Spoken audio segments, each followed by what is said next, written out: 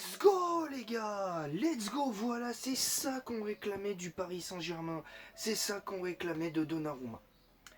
Bonjour à tous, j'espère que vous allez bien ici Dino Raptor pour cette nouvelle vidéo débrief foot pour le match demi-finale aller de Ligue des Champions entre Arsenal et le Paris Saint-Germain. Victoire 1-0 du PSG au terme d'un match qui n'a pas été facile, on va pas se mentir, qui n'a pas été simple. Mais à l'arrivée, c'est le Paris Saint-Germain qui gagne. Voilà, c'est le Paris Saint-Germain qui gagne. C'est compliqué et tu sens évidemment.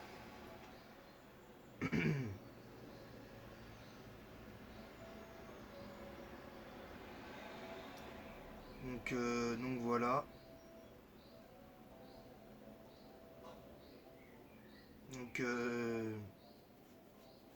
Donc on verra bien.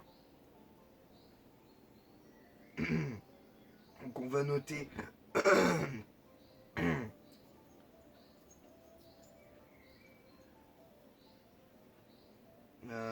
On va noter les joueurs ensemble.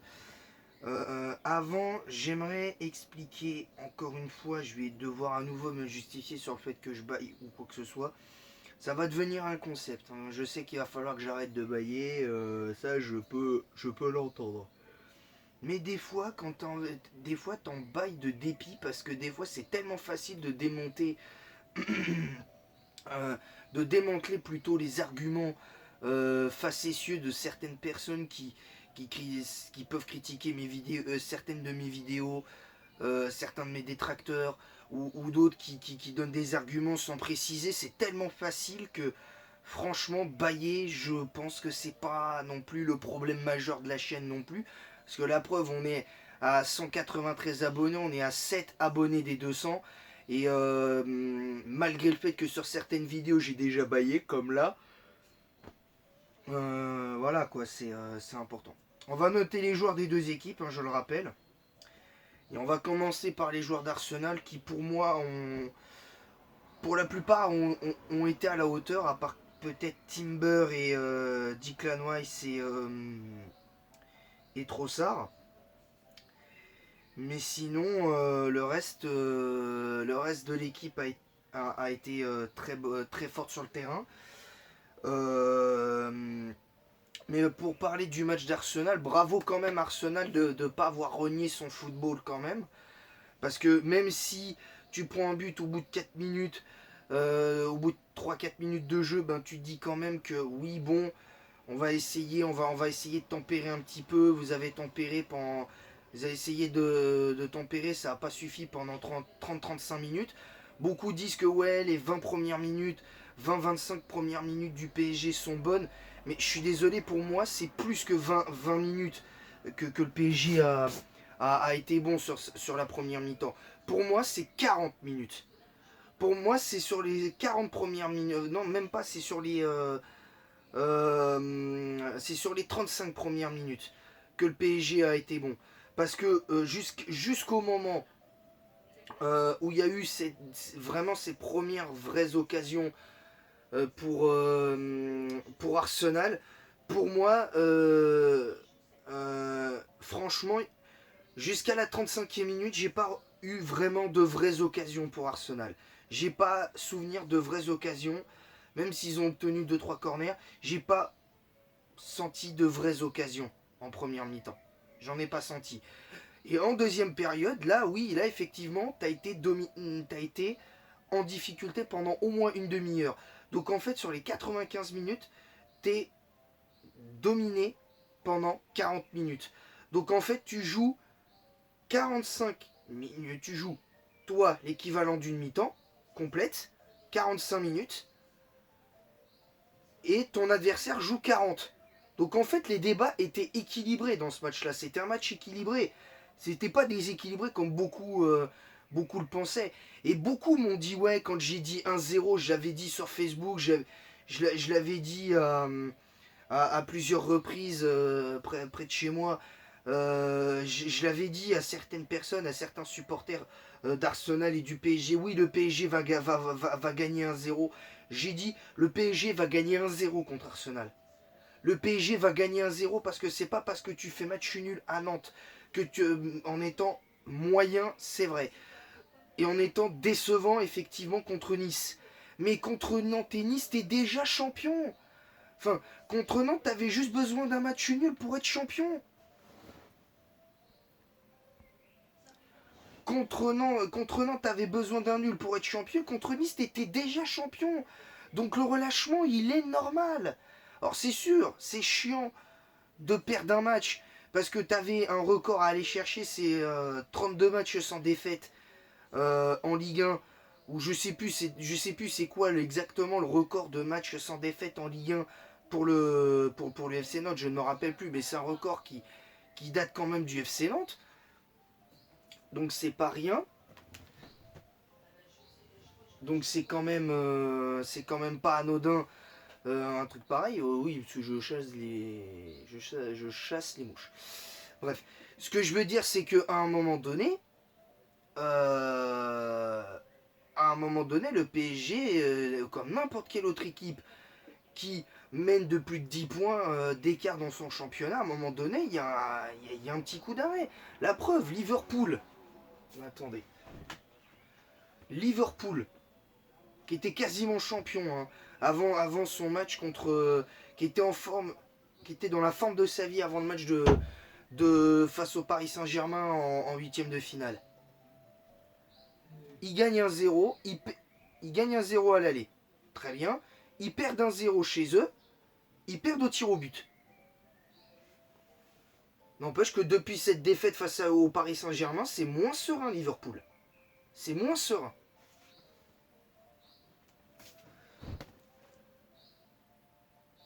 C'est moins serein Liverpool. C'est moins serein. C'était moins serein. Et là, je rappelle que Arsenal, les derniers matchs, et je l'avais dit, beaucoup m'ont dit ouais mais attends, le contexte Ligue des Champions, championnat, c'est pas le même. Bah si c'est pas la même chose pour Arsenal, et ben c'est pas pareil. On doit dire la même chose du contexte championnat, Ligue des Champions, Ligue des Champions, Europa League, Conference League, peu importe. Tu dois dire la même chose du contexte championnat, Coupe d'Europe pour Paris et pour Arsenal. Tu dois dire la même chose. Arsenal, certes, a perdu, mais là où je trouve que là où il y a une petite pointe de déception, c'est que tu aurais pu gagner par au moins 2 ou 3 buts d'écart ce match-là. Parce que entre le raté de Ramos, où j'ai revu les images, pour moi il est absolument pas hors jeu. Gonzalo Ramos, donc si il fait bien les choses, Gonzalo Ramos il met le deuxième but. Barcola s'il rate pas sa frappe, ça fait potentiellement soit tu rates cette action avec Ramos, et si par exemple là tu mets le but de Barcola, il met son but, ou pour moi lui aussi n'est pas hors jeu, je te garantis que tu gagnes 2-0, c'est pas le match retour est clairement différent. Mais là c'est pareil, le match retour est différent. Et je vous l'annonce direct, même si le match sera encore plus dur qu'à l'aller, je peux vous certifier que le Paris Saint-Germain ne perdra pas le match retour. Je vous le dis, ils ne perdront pas le match retour au parc.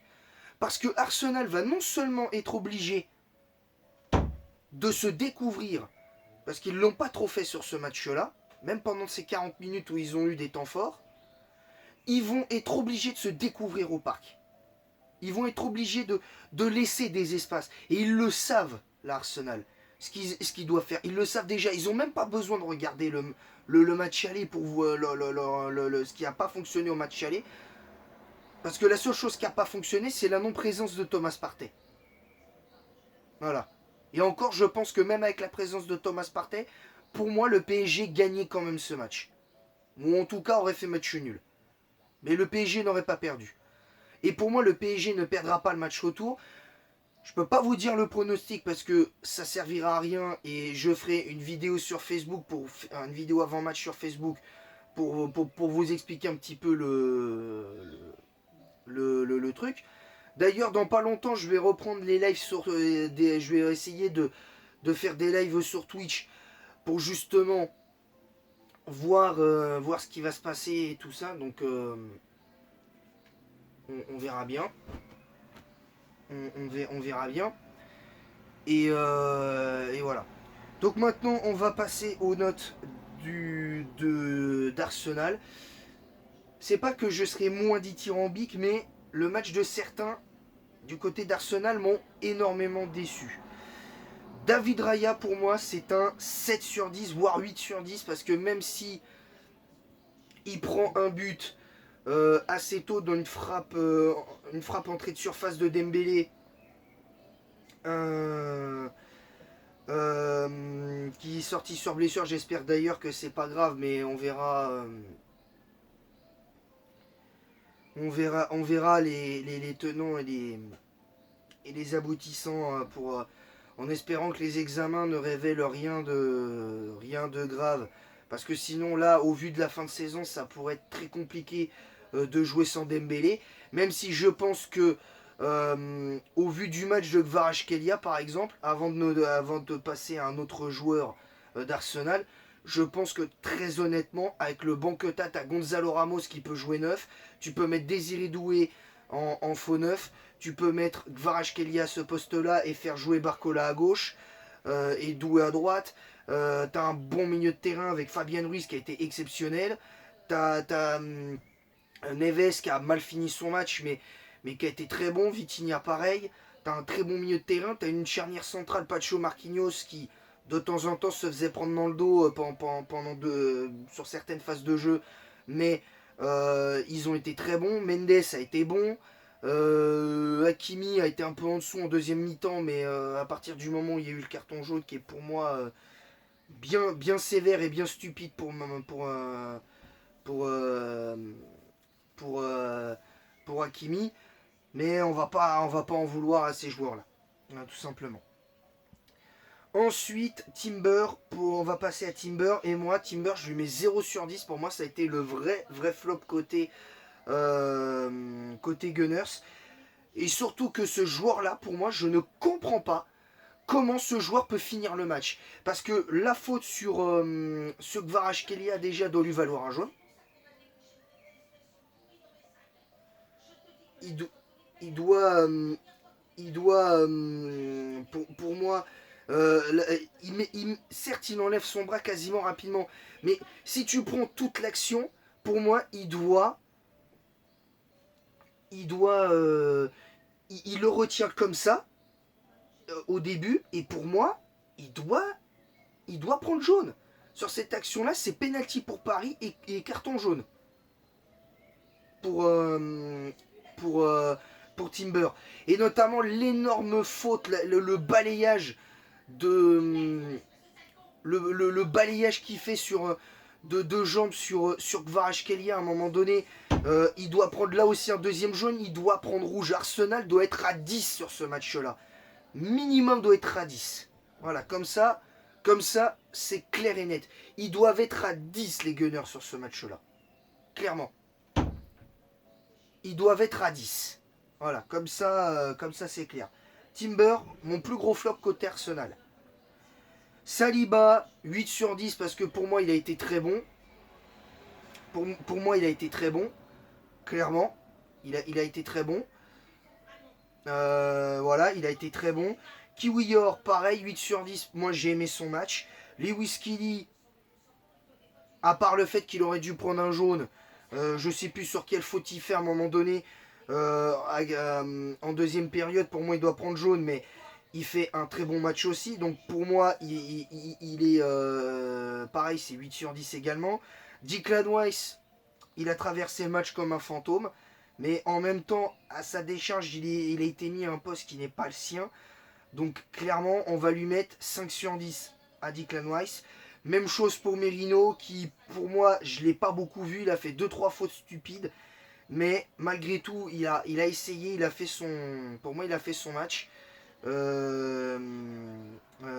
C'est 5 sur 10 pour Merino. Bukayo Saka, 3 sur 10, je ne l'ai pas vu. En plus, il prend un carton jaune.